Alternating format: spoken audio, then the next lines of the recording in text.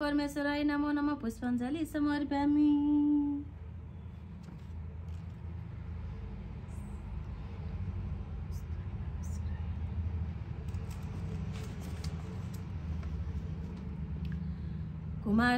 कुमारजी आज्ञा गर्नुहुन्छ हे अगस्त्य मुनि। त्यसपछि के भयो भने गोमा ब्रह्मणीले धागाको लरिया लिएर चन्द्रज्योति नगरका एकजना बरहीका घरमा गइन्। उनले बरहीलाई भनिन्, सप्तऋषि आउनु भएको छ, उहाँहरूका लागि पनि दिनुहोस् यो धागोको लरिया र पान साटौँ। गोमाको कुरा सुनेर बरहीले भने, हे गोमा ब्रह्मणी, पात कति पनि छैन, जति भएको हिजै बेचिसके, नपत्याए हेर्नुहोस्। यति भने छोपिराखेको भाँडो उगारी देखायो, तर त्यहाँ भाँडाभरि पान देखियो। पान देखेर बरहीले आश्चर्य मान्दै गोमातिर हेरेर भने, हे गोमा, यस भाँडाको पनि पान हिजै बेचिसकेको थिएँ, आज कताबाट आएछ? तपाईले आफ्ना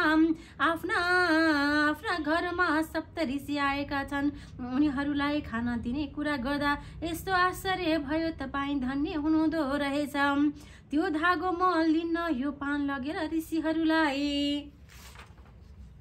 ऋषिहरूलाई खाना दिनुहोस् भन्दै पान ल्वाङ सुपारी समेत दिए। गोमा ब्रह्मणीले त्यो पान लिएर आउँदा घरमा सप्तऋषिहरूलाई देखेनन्। त्यसपछि दुखी हुँदै मनमा भन्न लागिन्, अरू थोक नभए पनि ऋषिहरूलाई पानले सम्मान गरौँला भनेको त म पापिनीका हातको पान खानु पर्ला भनी हिँडी जानु भएछ, म धिक्कार रहेछु। यति भनी गोमा ब्रह्मणी विस्मत गर्न लागिन्। धेरै बेरपछि हातमा कुचोली पिर्का उठाई बढार्न लाग्दा ऋषिहरूले छोडी गएका 7वटा सुनका कौडी देखिन्। गोमाले आश्चर्य मान्दै सप्तऋषिहरूको कृपा सम्झेर ती कौडीहरू बेची ऋषिहरूले बताए झैं श्री स्वस्थानी भगवानीको व्रत गर्न थालिन्। जब पौष शुक्ल पूर्णिमाको दिन भयो, त्यसदेखि पवित्र जलाशयमा गएर स्नान गरी पानी भित्रको चोखो बालुवा ल्याएर शिवलिङ्ग बनाइन् र नृत्य मध्याह्न कालमा श्री स्वस्थानी र श्री महादेवको भक्तिपूर्वक पूजा गर्न लागिन्। आफूसँग भएका सामग्रीहरूको नैवेद्यादि बनाई उनले पूजा गर्न लागिन्। रात पर्ने बित्तिकै कोही नहुनाले आफ्नो ओछ्यान चर्का उइटा धनु सामान्य राखेर श्री स्वस्थानी भगवानीको कथा पनि सुन्दै ती सामानहरूलाई पनि सुनाउन लागिन्। चन्द्रज्योति नगरका गोठाला केटाकेटीहरूले त्यो कथा भनेको सुनि खरको भित्तो च्याहाई हेर्दा गोमालाई एक्लै कराइरहेको देखेर भने, हे गोमा ब्रह्मणी, तिमीलाई के भयो? एक्लै किन त्यसरी कराउँछौ? गोठालाहरूको प्रश्न सुनेर गोमाले भनिन्, हे बालक हो, सप्तऋषिहरूले भने अनुसार श्री स्वस्थानी भगवानीको व्रत गरेर हुने भगवानीको कथा भनेकी हुँ। सुन्ने मानिस कोही नहुँदा ओछ्यान चर्का उइटा धनु आदिलाई सुनाउँछु। यति गोमाले भनेको सुनि ती केटाकेटीहरूले आफूले दिउँसो खान भनी लागेको अन्न त्यही छोडिदिए। त्यस दिनदेखि सधैँ तिनीहरू पनि गएर गोमा ब्रह्मणीले भनेको कथा सुन्देर जे सकेको खानेकुरा पनि लगिदिन थाले। त्यो दिनदेखि श्री स्वस्थानी भगवानीको व्रतका प्रभावले ती गोठालाहरूले गाईका लागि घाँस खोज्न टाढा जानु परेन। गोमालाई पनि अन्न वस्त्र द्रव्य वृद्धि हुँदै गयो। व्रत गर्दै महिना दिन भयो र माघ शुक्ल पूर्णिमाको दिन सम्पूर्ण सामग्री तयार गरी एकचित्त भई श्री स्वस्थानी भगवानीको पूजा गरी ध्यान गर्दै हातमा अर्घ पान लिएर गोमाले प्रार्थना गर्न लागिन्, हे श्री स्वस्थानी भवानी, मेरो पूजादेखि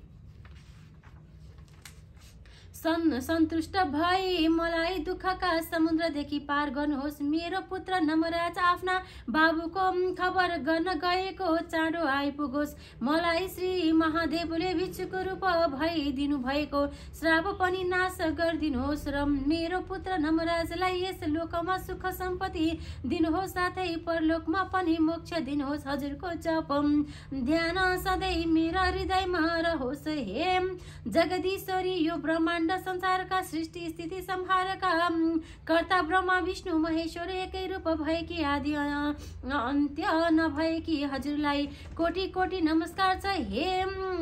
हे पिनाक धारिणी, हजुरको महिमा वर्णन गर्न हजार जिब्रा भएका शेष नाग तथा सरस्वतीले पनि नसकेका म जस्तीले के सकौँला यसरी स्तुति गरी अर्घ दि दण्डवत प्रणाम गरिन अनि प्रसाद छिकी। अष्टोत्तर 108 रोटी 8 अचेता 8 बेली पुष्प 8 जनै 8 पान 8 कुड्का सुपारी सगुन समेत यो मेरो पुत्र नमराजलाई भनी परसारिन्। 100 रोटी आफूले फलहार गरी रात्रिमा जागरण गरिन्। त्यसै दिन धेरै रात गएपछि श्री स्वस्थानी भगवानीका व्रतका प्रभावले नमराज आइपुगेर बाहिर बसी बोलाए, हे माता ढोका खोल्नुहोस्, म आइपुगे। गोमाले आफ्नो पुत्र नमराजको बोली सुनेर चाँडै उठी बाहिर आइन् र भित्र बोलाएर लगी ठुलो प्रीतिपूर्वक भन्न लागिन्, हे पुत्र कुशलै छस्? तेरा बाबुको खबर के छ? आमाले सोधेपछि नमराजले सबै वृत्तान्त वर्णन गरे। नमराजले भनेको सुनि गोमाले धेरै अधैर्य भई हात निधारमा बजारी भन्न लागिन्, निर्विवेकी विधाताले 70 वर्षका बुढासित 7 वर्षको उमेरमा मेरो विवाह गराएर यस्तो यौवन अवस्थामा बिछोड गराइदिए। हे स्वामी, भिक्षा माग्न भनी जानु भएको मलाई एक्लै छोडी कता जानुभयो? हे नाथ, तपाईँ बिना मेरो प्राण कसरी रहला? जहाँ तपाईँ जानुभयो मलाई पनि त्यही लैजानुहोस्। यति भनी रुँदै मूर्छा परी भूमिमा लडेर शोक गर्न लागिन्। त्यो देखि नमराजले सम्झाउँदै भने, हे माता, यो संसार यस्तै छ, जन्मेर को मर्दैन र एक पटक सबैले मर्नुपर्छ। यस अर्थले मेरो मुख हेरी शोक नगर्नुहोस्। तपाईँकी बुहारी कहाँ छ? यतिका दिनसम्म तपाईँले के खाइरहनु भयो? फेरि यस बेलासम्म नसुती के गरिरहनु भएको छ? आज्ञा होस्। आफ्नो पुत्र नमराजले भनेको सुनि गोमाले धैर्य गरी भन्न लागिन्, हे पुत्र, थाकेर आइस, भोक लाग्यो होला, त्यहाँ श्री स्वस्थानी भगवानीको प्रसाद छ, खा। माताको वचन सुनेर नमराजले प्रसाद खाइसकेपछि फेरि गोमाले भनिन्, तेरी स्त्री तपाईँका छोरा आएपछि मलाई डाक्न पठाउनु भनी माइत गई। तलाई सम्झेर म मात्र एक्लै दुःख काटिरहेकी थिएँ। एक दिन सप्तऋषिहरू आई मेरो दुःख देखेर ठुलो दया गर्दै श्री स्वस्थानी भगवानीको व्रत गरे। तिम्रो दुःख नाश होला, इच्छा सिद्ध होला भनी उपदेश गरेको हुनाले तिनै ऋषिहरूको उपदेश अनुसार मेरो पुत्र चाँडो आइपुगोस्, दुःख नाश होस् भनी श्री स्वस्थानी भगवानीको व्रत पूजा गरेकी थिए र समापन गरेर रातभर जागरण गर्न अहिलेसम्म सुतेकी छैन। भगवानीको महिमा तलाई पनि सुनाउँछु, एकचित्त भई सुनाम। यस लोकमा सुख सम्पत्ति पाई परलोकमा मोक्ष लाभ होला भनी गोमा ब्रह्मणीले पुत्र नमराजलाई सम्पूर्ण कथा सुनाइन्। त्यसपछि उज्यालो पनि भयो र नमराजले भने, हे माता, तपाईँ धन्य हुनुहुन्छ। यस्तै श्री स्वस्थानी भगवानीको व्रत गर्नुभयो, मलाई पनि साह्रै खुसी लाग्यो। अब म गङ्गामा गई स्नान गरी आउँछु। यति भनी बिदा भएर नमराज स्नान गर्न भनी गङ्गाको तीरमा गए। नमराजले स्नान गरी सन्ध्या तर्पण गरिसकेर हरिहरको पूजा पनि गरे। नमराज र गोमाको त्यो भक्तिले गर्दा गङ्गाबाट हरिहर प्रकट भएर आज्ञा भयो, हे नमराज, तिम्रो माता गोमाले गरेको श्री स्वस्थानी भगवानीको व्रतका प्रभावले हामी प्रसन्न भयौँ। अब हामी तिमीलाई वरदान दिन्छौँ। यस गङ्गादेखि दक्षिण दिशामा लावण्य देश छ, त्यहाँ राजा छैन। हात्तीलाई सुवर्णको कलश र फुलको माला दिएर त्यहाँका प्रजाहरूले राजा खोज्न पठाएका छन्। तिमी त्यहाँ जाऊ, हामी त्यस हात्तीको मनमा प्रवेश गरी राज्याभिषेक तिमीलाई दिउँला। तिमी राजा हुनेछौ, यति हरिहरले वरदान दिएको सुनि हात जोडी नमराज स्तुति गर्न लागे। यो शङ्ख कपाल भूषित करौँ, माला स्थिति माला धारौँ। दैवोदर द्वारवती समसने लियौँ, नागरी गोवाहनौ। द्र्यक्ष बलि दक्ष यज्ञ मथनौ। मेघाद्रि राजा प्रभु पापम हे हरतं सदा हरिहरौ। श्री कैलाज बल्लभौ। हे हरिहर हातमा शङ्ख र दैत्यका खपर लिनुभएका, वनमाला अस्थिमाला लगाउनु भएका, दिव्य रूपद्वाराका र शमशानमा बस्नुभएका, गरुड र वृषभ वाहन युक्त 2 र 3 आँखा हुनुभएका बलिराज र दक्ष प्रजापतिको यज्ञ मन्थन गरे। मेघ र हिमालय पर्वतको जस्तो वर्ण हुनुभएका लक्ष्मी र पार्वतीका स्वामी हजुरले मेरो पाप सदा हरण गरिदिनुहोस्। म माथि दया गरी अनाथ भइरहेको मलाई दर्शन दिनुभयो। म धन्य रहेछु। मैले मेरी माताको गर्भमा वास गरी जन्म लिएको पनि सफल भयो। हे भक्त बसल हजुर कस्ता भने, दुष्ट जनको नाश गरी साधु जनको रक्षा गर्ने, ब्रह्माण्ड संसारको सृष्टि गरी पाप पुण्यका साक्षी हुनुभएका यस्ता हजुरलाई कोटि कोटि नमस्कार छ।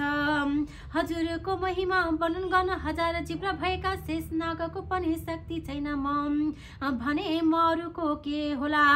सधैँ हजुरको भक्तिमा मेरो चित्त लागिरहोस्, यति भनी नाना स्तुति गरेपछि हरिहर अन्तर्ध्यान हुनुभयो। ती नवराजले हरिहरको दर्शन पाएपछि उनी सूर्यका तेज जस्तो तेजिलो भई घर आए। त्यस्तो तेज भएका नवराजलाई देखि गोमाले आश्चर्य मान्दै भन्न लाग्यो, हे पुत्र, त आज अति तेजस्वी देखिन्छस्। आज मेरो चित्तमा भ्रान्ति भएको हो वा सत्य हो। देवराज इन्द्र भन्दा पनि सुन्दर देख्छु। आफ्नी माताले भनेको सुनि नमराजले आफू स्नान गर्न जाँदा गङ्गाबाट हरिहर प्रकट भएको कुरा र लावण्य देशको राजा होलास भनी वरदान दिनु भएको वृत्तान्त सुनाए। त्यसपछि फेरि भने, हे माता, तपाईका तपका प्रभावले म यस्तो भए। आफ्नो पुत्र नमराजका कुरा सुनि गोमा अत्यन्तै खुसी हुँदै भन्न लागिन्, हे पुत्र, त हरिहरको वरदानले लावण्य देशको राजा भएस। यति भनी कपालमा हात राखी आशिष समेत दिन नमराजले श्री स्वस्थानी भगवानीलाई मनले सम्झी आफ्नी माताका चरणमा प्रणाम गरी लावण्य देशतिर गए। यति श्री स्कन्द महापुराणे महेश्वर खण्डत गता केदार खण्डे महामात्म्ये कुमार अगस्त्य सम्पदे श्री स्वस्थानी परमेश्वराय व्रत कथायं गोमा श्री स्वस्थानी व्रत कृतोन्नाम चतुर्शोऽध्याये। श्री उमा महेश्वराभ्ये नमः।